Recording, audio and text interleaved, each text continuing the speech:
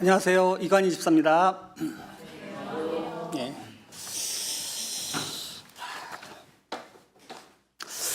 제가 강성구 목사님한테 그랬습니다. 혹시 하늘뜻표기에 준비하신 목사님이 펑크를 내거나 일반 성도님들이 이제 하늘뜻표기를 했는데 이제 펑크가 날 경우 그때 대타용으로 제가 할 테니까 답아달라고 했는데 대타용으로 준비한 게 강성구 목사님 취임 두 번째 설교가 된 것 같습니다. 그래서 참 저에게 참 의미 있는 것 같습니다. 별로 안 떨릴 것 같은데 올라오니까 좀 떨리네요. 일반 신도가 하늘빛 표기를 한다는 건 어쩌면은 다른 교회에서는 좀 특권일 수도 있는데요. 어떻게 보면 우리 신도들한테는 권리일 수도 있고 의무인 것 같기도 합니다. 제가 하늘빛 표기를 우리 교회에서 2번 했고요. 생명사랑교회에서 한 번 했어요. 근데 생명사랑교회는 인터넷용으로 한 번 하고 그다음에 주일 예배용으로 한 번 하거든요. 그래서 제가 총 4번을 한 게 됩니다. 처음에는 진짜 원고를 읽기에 급급했던 것 같은데요. 하면 할수록 조금 더 생각도 하게 되고 또 응용력도 생기는 것 같습니다. 적절한 비유일지는 모르겠는데 혹시 연애할 때 그 첫 뽀뽀했던 기억 나시나요? 첫 뽀뽀가 어렵지 뽀뽀를 한번 하고 나면은 좀 더 훨씬 좀 수월했던 것 같아요. 그러니까 혹시 한 번도 안 하셨던 분들은 그 첫 뽀뽀를 하는다는 심정으로 한번 도전해 보시기 바랍니다. 요즘은 유튜브 시대인데요. 하루에도 수많은 영상이 이제 올라옵니다. 그래서 그런지 유튜브 보면 썸네일을 보면은 아주 자극적인 내용들이 지금 많아요. 자기 거를 영상을 보게 하기 위해서. 그래서 저도 오늘 설교 내용과 전혀 상관없는 그 자극적인 내용으로 처음에 좀 시작을 하고요. 그 다음에 제가 아파트 관리를 좀 하고 있는데 아파트 관리에 대한 얘기, 그 다음에 한 다음에 여러분에게 생명과도 같은 그 성령과도 같은 그런 정보를 하나 드리고 그 다음에 오늘 말씀을 성경에 한번 대입해 보도록 끝맺음 하도록 해보겠습니다.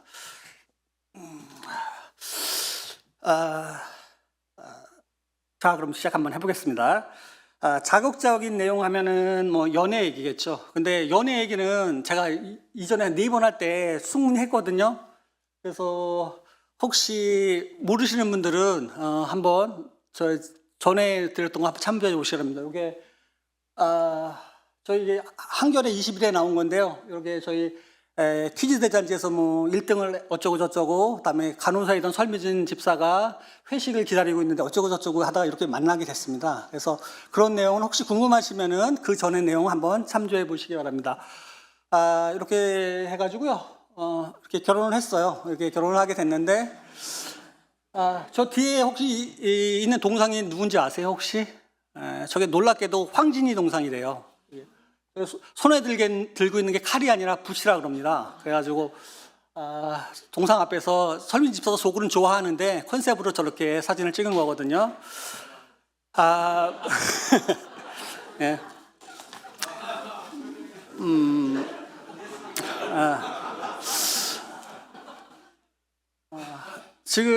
지금도 그렇지만 가장 가정적인 연예인 하면 최수종 씨가 떠오르죠. 그래서 아내들이 가장 좋아하는 연예인 1위 최수종, 남편들이 제일 싫어하는 연예인 1위가 바로 최수종 씨인데요. 당시 최수종 씨도 각종 이벤트로 이 하이라이트를 되게 기쁘게 했다고 하더라고요. 그래서 저도 옛날에 설민 집사를 위해서 여러 가지 좀 이벤트를 한 게 있는데 그 내용을 한번 소개해 보도록 하겠습니다. 이게 참 가슴이 아픈데 저희가 11월 8일에 처음 만남을 갖고 그의 성탄절에 제가 목도리를 직접 떠서 선물을 하겠다고 해서 목도리를 직접 떴어요.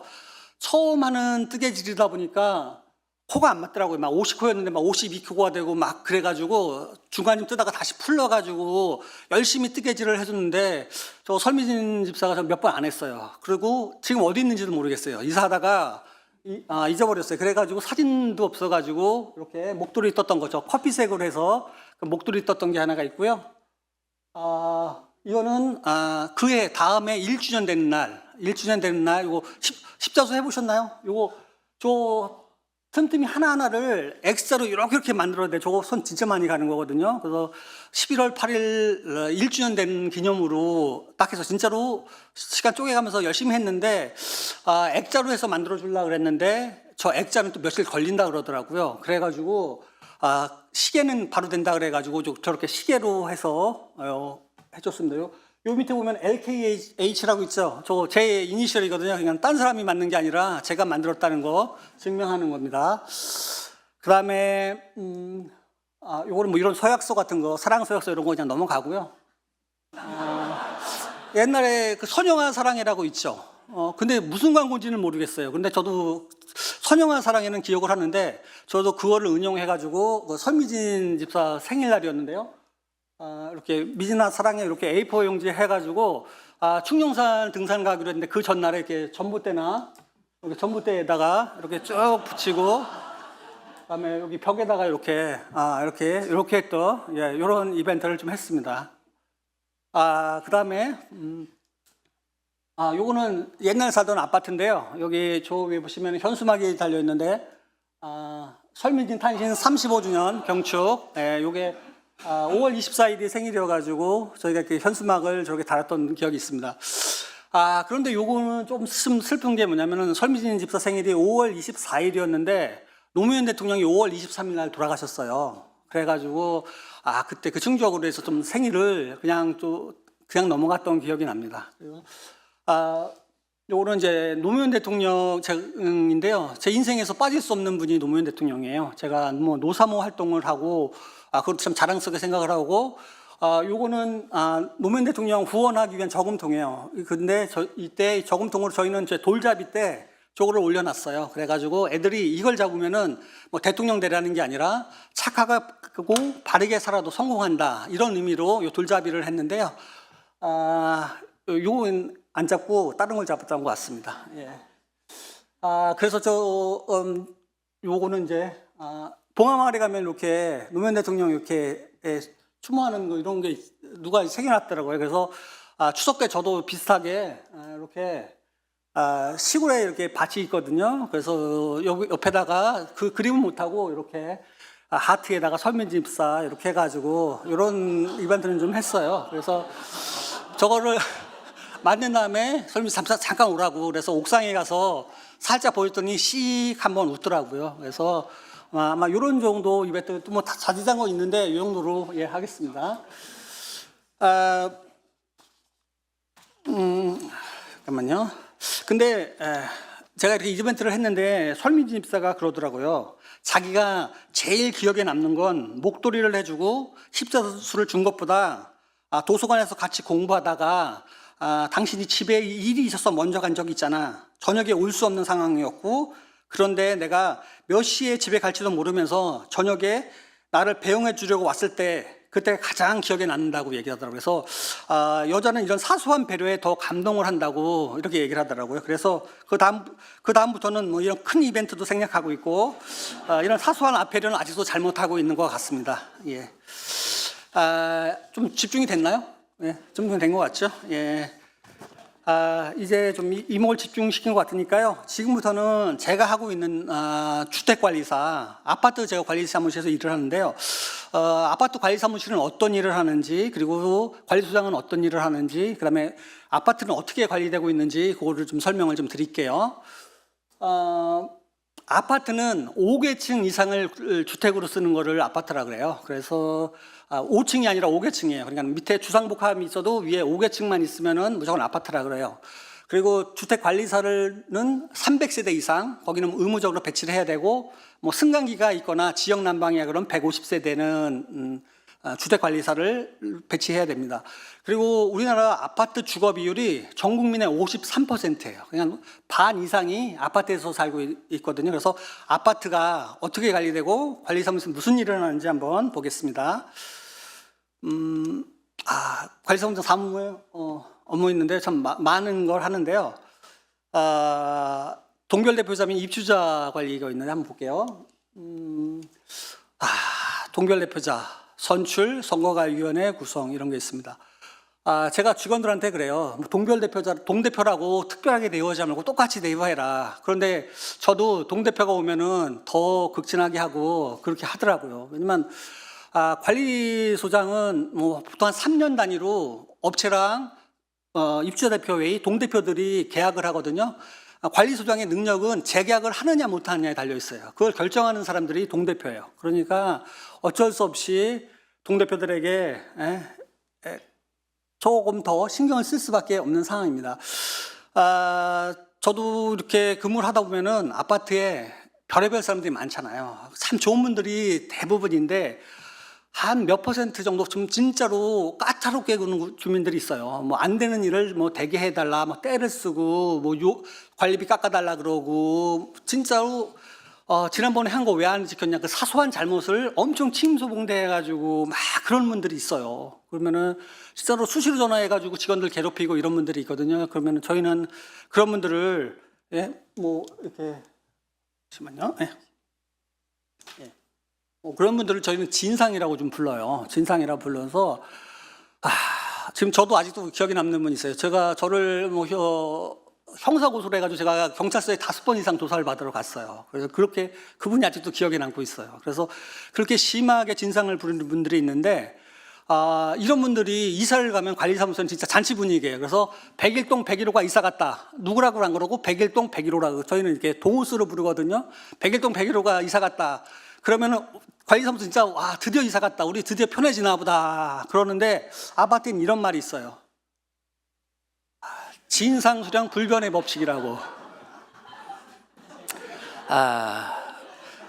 진상을 부리는 분들은 정해져 있습니다. 여기서 진짜 전국민 한 몇 퍼센트가 진상을 부리는데 이분들이 다른 아파트 가면 또 진상을 부리는 거예요. 그러니까 그 사람들의 수량은 정해져 있어요. 그래서 우리 아파트에서 간 분이 다른 아파트에서 진상을 부리고 다른 아파트 진상 부리던 분이 우리 아파트 와서 똑같이 진상을 부려요. 그래서 그런 분이 이사를 가면 그분보다 더 심하거나 그런 비슷한 분이 꼭 이사를 옵니다. 그래가지고 항상 겸손해라 항상 드리는 게 이렇게 진상수는 변하지 않습니다. 그래서 그다음에 직원 관리를 하는데요.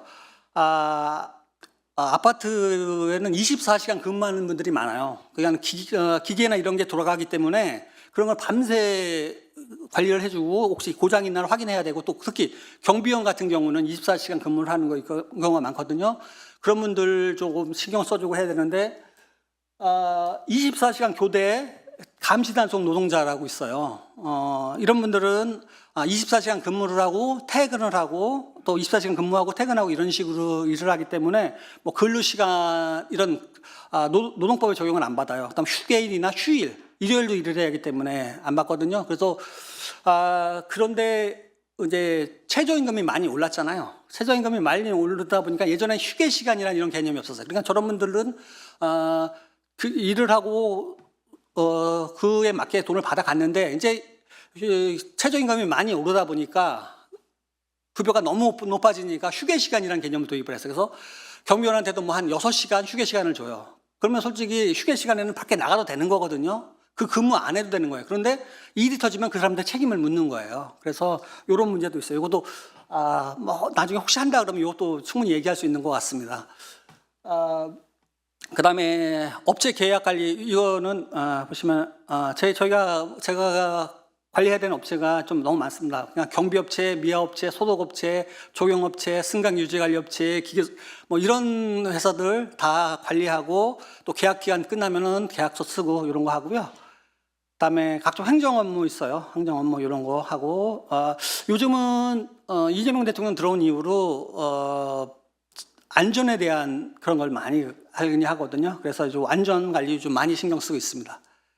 그다음에 관리비 부과하는 거, 관리비를 어떻게 부과하는지 예전 아파트 같은 경우는 이제 전기료만 부과하는 아파트가 많은데 요즘은 아파트는 지역 난방하는 아파트는 전기료, 수도료, 급탕료, 난방료 요까지 다 부과를 해요. 그래서 여기 보시면 이제 이게 계량기예요. 요즘 다 디지털화 돼 있어가지고 계량기 숫자를 이렇게 다 원격 검침을 다 해줘요. 그러면 그거에 맞게 요금을 부과하는데 여기 수도 요금 보면은 여기 0이에요. 이게 4년이 넘은 집인데 수도를 썼는데 계량이 하나도 안 된 거예요. 계량기가 고장 난 거죠. 그러니까 이런 거는 좀 저희가 잡아가지고 계량기 교체해드리고 요금을 다시 부과하고 예 그렇게 해야 되는 겁니다. 다음에 이제 업체를 선정해서 저희가 제대로 공사를 하고 있는지 이런 거 감독하고 있는데요. 아파트에 3대 공사가 있어요. 옥상광수공사, 외벽도색공사, 그다음에 주차장 바닥공사인데 여기 보시면은 여기 이제 옥상방수공사예요. 우레탄 방수공사.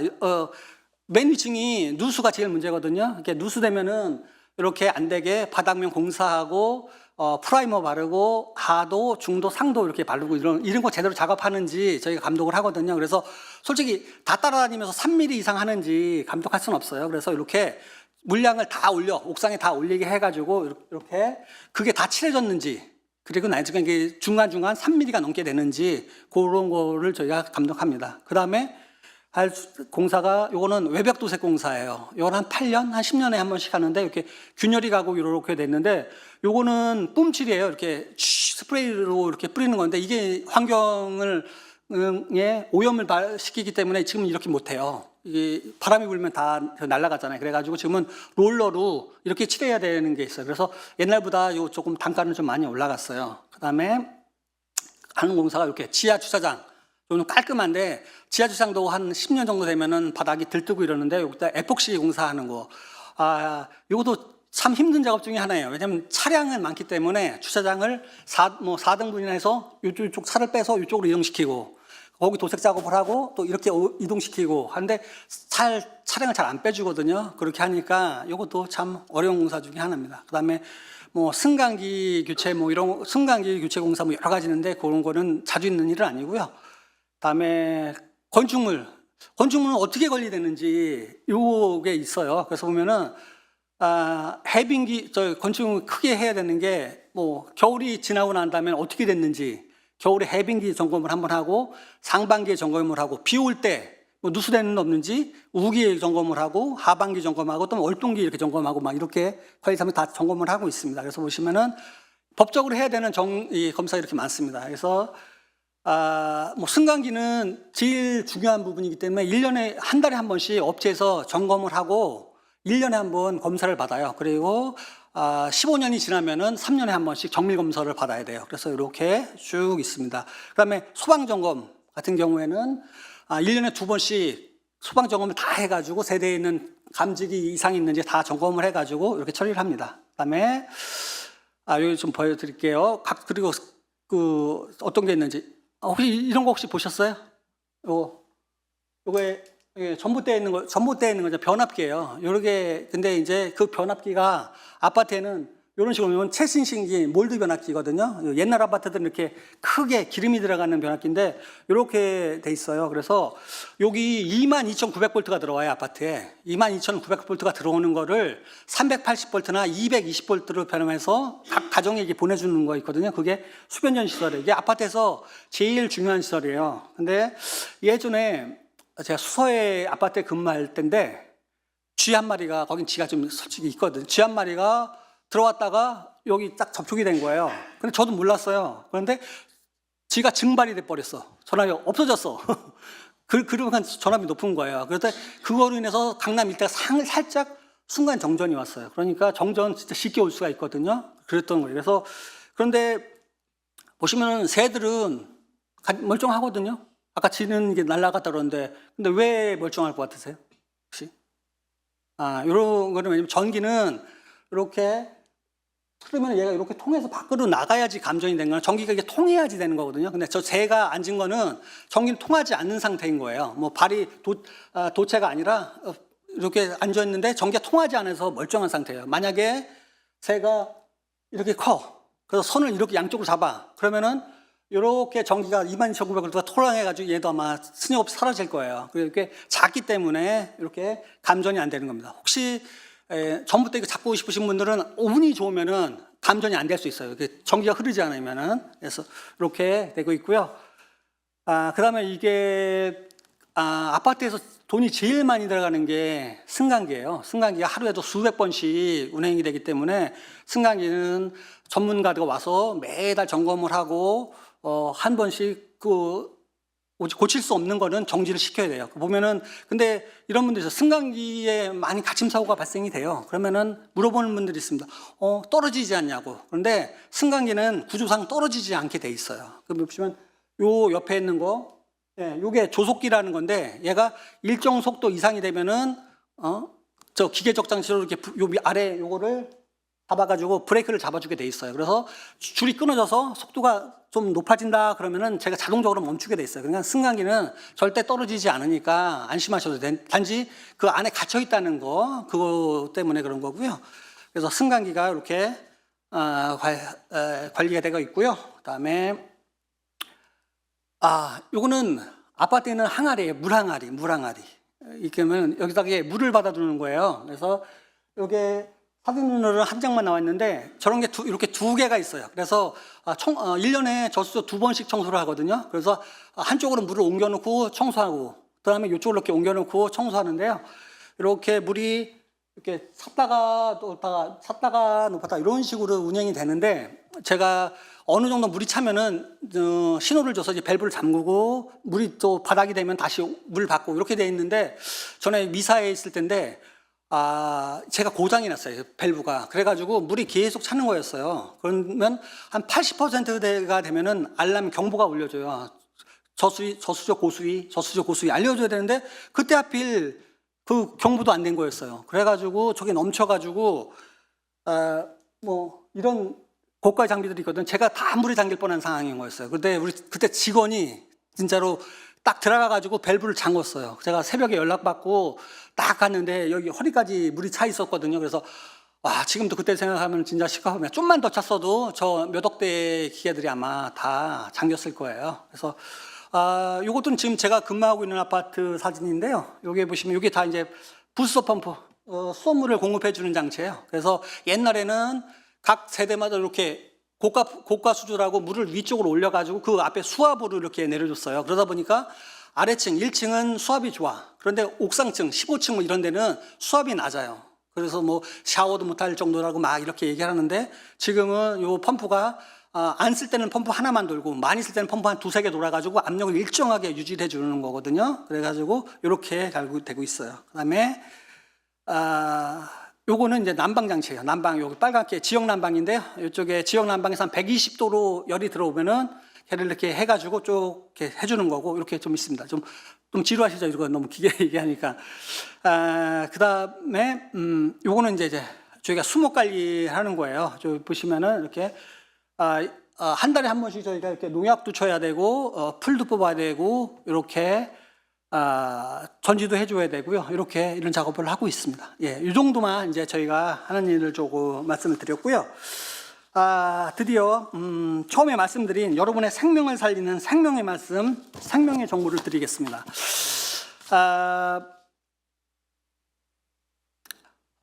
여기 생명의 말씀, 생명을 살리는 정보입니다. 꼭 정말 그리고 한 분한테 제가 오늘 갖고 왔는데 그거 꼭 선물로 드릴게요.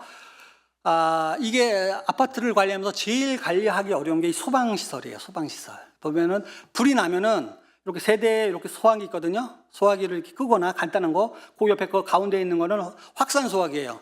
그 가스레인지 위에 오면 저기 소화기가 있어요. 그래서 제가 자동으로 터지도록 이렇게 설계가 되어 있고, 요거보다 불이 클 경우에는 그 옆에 보면은 이제 소화전이에요. 복도에 나가면 있어요. 그 소화전 호스를 끌어다 놓고 밸브를 열어가지고 이렇게 물을 끄셔야 돼요.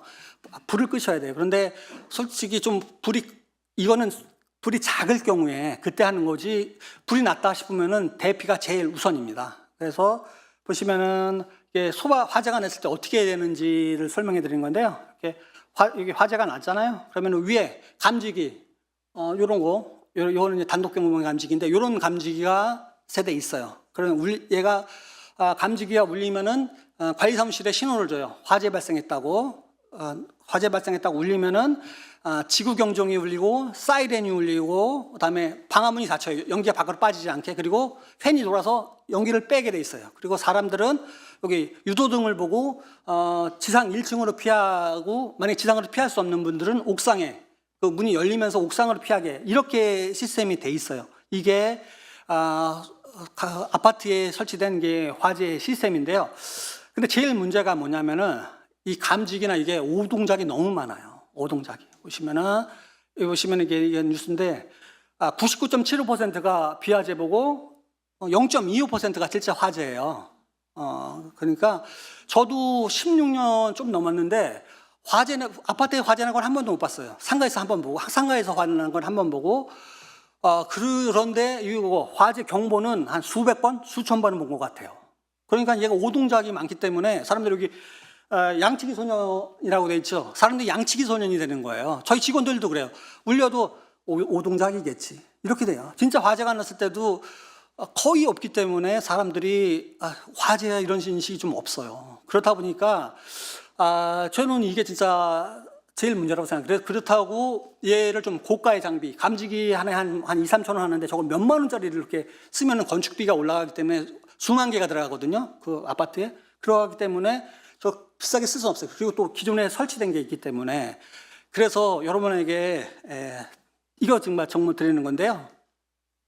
단독 경보형 감지기입니다. 단독 경보형 감지기. 제가 2개 사가지고 하나 갖고 왔어요. 이걸 드리고 갈 건데요. 아까 말씀드렸다시피 세대에 있는 감지기가 오동작이 너무나 많기 때문에 솔직히 사이렌 울려도 피하지 않고 이러거든요. 그런데 얘는 뭐냐면은 우리 집에만 설치하는 거예요. 딴 집에 설치하는 게 아니야. 우리 집에만 설치하기 때문에 오동작이 나도 우리 집에만 오동작이 나고 얘만 바꾸면 되는 거거든요. 단독경보는 장점을 보면서 자기 집에만 설치해서 오동작의 영향이 적고요. 그다음에 열이 아닌 연기로 감지를 하는데 불이 나면은 혹시 화재에 왜 죽는다고 생각하세요? 혹시 고인실 간사님 왜 죽는다고 생각하세요? 불이 나면? 네? 예, 알고 하셨네. 사람들이 불이 나면 불에 타서 죽는다고 생각하는데 그게 아니라 대부분 연기에 질식돼서 죽는 거예요. 그러니까 제일 중요한 거는 연기가 발생됐을 때 빨리 피하는 거예요. 그런데 보통 아파트에 있는 감지기는 연루 감지를 해요. 그래서 70도 이상 되고 그러니까 화재가 어느 정도 발생된 다음에 그 다음에 신호를 울리는 거고 그 신호도 오동작이라고 또 사람들이 생각하고 그런데 얘는 연기를 감지하기 때문에 바로 울려요. 저희 예전에 고등어를 구우려고 살짝 좀 태웠거든요. 근데 얘가 동작이 되더라고요. 그 다음에 얘 더 좋은 점이 뭐냐면 간편한 설치예요. 설치가 아주 간편해. 얘 열어가지고 여기 피스 있거든요. 2개 천장에 박아놓고 이렇게만 달아만 놓으면 돼요. 달아놓으면 돼. 아주 간단하죠? 그 다음에 긴 수명. 건전지를 교체 안 하고 10년간 건치 안 하고 10년간 쓸 수 있어요. 그리고 싼 가격 10,000원 정도밖에 안 해요.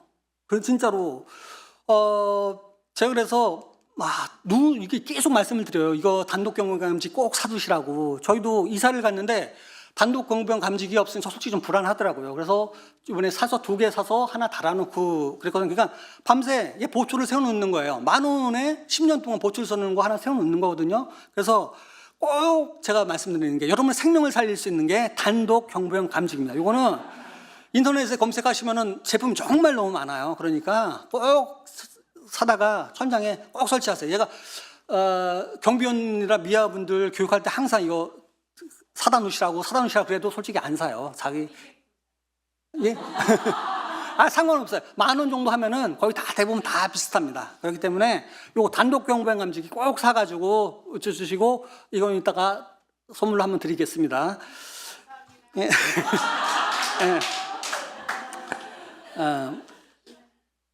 예, 어디까지겠죠? 예, 고맙습니다. 선물로 아직 누구한테 드릴 때는 아직 결정은 안 됐고요. 예, 알겠습니다. 그래서 좀 넘어가고요. 그다음에 저를 포함해가지고 저 직원들이 뭐 아파트에서 관리비 받고 뭐 하는 게 뭐 있냐 그러는데 저희는 비상시를 대비하기 위해서 항상 준비하고 있고요. 아파트라는 곳이 정말 살기 좋잖아요. 요즘 모든 게 자동화가 돼 있고 이런데 이런 곳에 혹시 정전 한번 돼보셨나요? 정전? 이게 3년에 한 번씩 저희가 점검하려고 정전을 시키거든요. 정전은 몇 월 며칠 내에 정전합니다. 정전돼요. 막 이렇게 안내를 해도 막 기기가 고장나고 엄청 민원도 많이 들어오고 이래요. 그런데 이 아파트에 전기가 안 들어오면 어떻게 할까? 한번 볼게요. 불이 안 들어오죠. 깜깜하죠. 콘센트가 안 들어오니까 전기 아무것도 쓸 수가 없어요.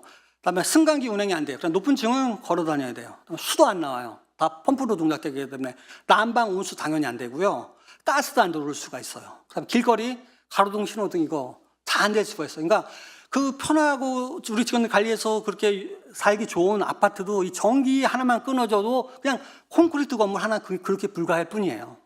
그런데 여기 보시면 저희 우리나라의 발전소 현황이거든요. 여기 보시면은 다 여기에 주로 서울 경기도 이쪽에서 쓰잖아요. 근데 원자력 발전소도 그렇고 화력 발전소도 그렇고 대부분 저쪽 남쪽 이쪽 이렇게 지방이 있어요. 그렇게 되다 보니까 이런 송전선로 이런 선을 통해서 이렇게 전기를 보내줘야 돼요.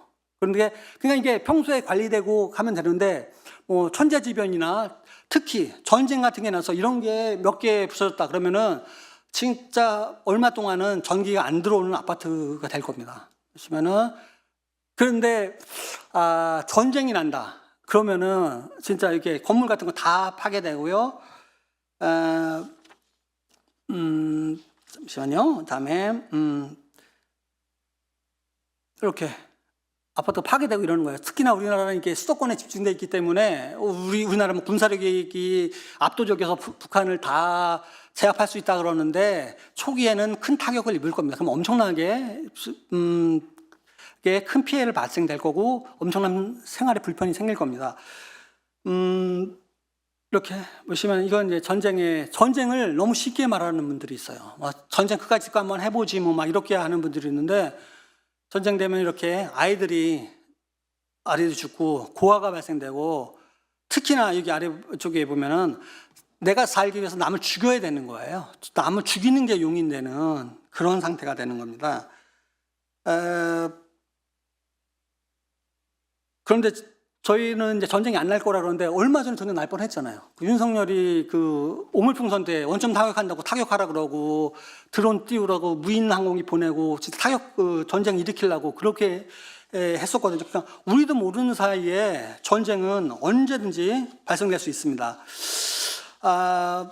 전에 근무하던 아파트에 이제 식당이 없어서 거기 노인정에서 이제 같이 식사를 했어요. 그러다 보니까 이제 제가 이제 노인정 그 카톡방에 들어갔는데요. 같이 식사를 하면서 그 80대 남자 노인분이 그러더라고요. 김정은이 하는 짓이 얄밉다. 그냥 전쟁이나 확 났으면 좋겠다. 해서 확 밀어버렸으면 좋겠다. 이런 얘기를 하시더라고요. 그런데 속으로 솔직히 지금 욕이 나오더라고요.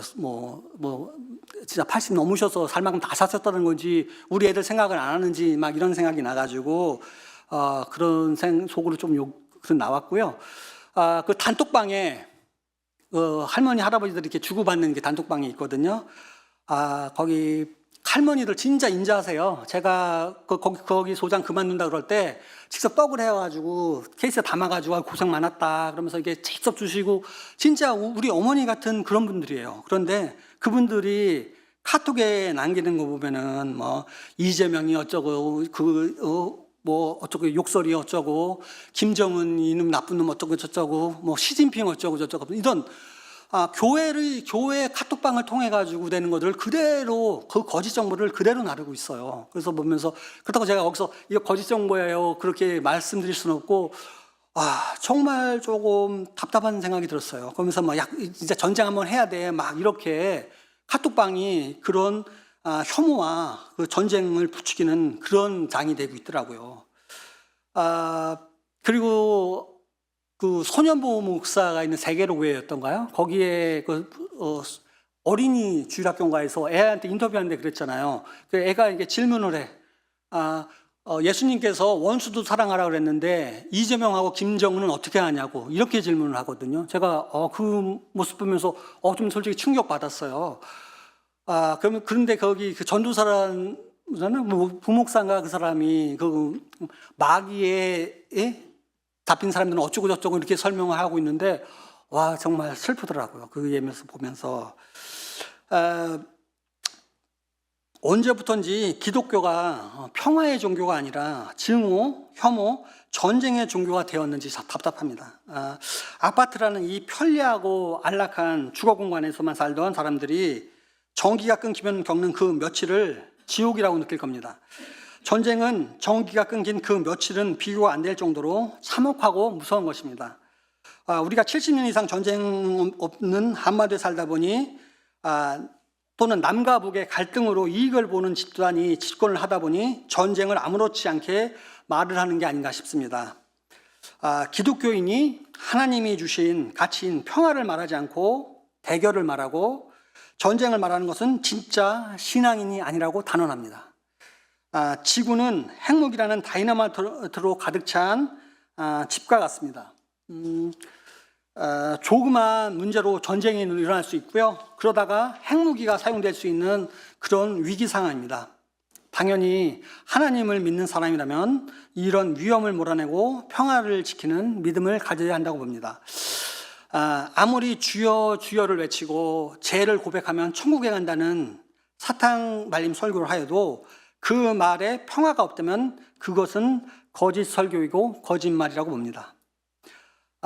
저는 극우화되어가는 20대 청년들을 보면 무섭습니다. 얼마 전에 그 국민의힘의 그 대변인이라는 젊은 남성이 장애인은 특별 스케일을 많이 받고 있다거나 장애인인 여성 국회의원을 욕하고 비하하는데 막 낄낄거리며 웃는 모습을 봤습니다. 20대 남성들이 저런 선동에 속아서 우리 설현이한테 너는 장애인의 특혜를 많이 받고 있어. 막 이렇게 공격하지 않을까 하는 그런 두려움이 있습니다. 나와 다른 사람을 혐오하는 그런 광기가 일어나고 있는 게 걱정입니다. 특히 이런 혐오와 광기가 교회라는 공간을 통해 전파되는 걸 보면 마음이 무겁습니다. 기독교가 이렇게까지 호전적이고 극우적인 방향으로 흘러간 것은 하나님 나라의 정의와 평화보다는 세상의 권력과 이익을 쫓았고 예수의 십자가보다는 인간의 분노와 두려움을 붙잡았기 때문입니다. 그러나 진정한 신앙은 전쟁을 정당화하지 않습니다. 참된 믿음은 원수를 미워하기보다 사랑하고 다름을 공격하기보다 이해하려는 용기에서 시작됩니다. 오늘 본문인 이사야의 예언처럼 칼을 쳐서 보습을 만들고 창을 쳐서 낫을 만드는 일, 그것이 바로 믿음의 사람들의 사명입니다. 파괴를 생명으로 바꾸는 일, 증오를 사랑으로 바꾸는 일, 그것이 하나님이 우리에게 원하시는 믿음의 길입니다. 우리가 다시금 평화가 있는 믿음을 회복하길 바랍니다. 전쟁을 말하는 입술이 아니라 평화를 기도하는 입술로, 분노를 부추기는 손가락이 아니라 사랑을 건네는 손길로 살아가길 바랍니다. 믿음은 싸움의 근거가 아니라 화해의 다리여야 합니다. 예수 그리스도의 복음은 언제나 생명을 살리고 평화를 세우는 길이었습니다. 그 길을 잃지 않고 그 믿음 안에서 다시금 평화를 노래하는 교회, 평화를 실천하는 성도가 되기를 간절히 소망합니다. 마치겠습니다.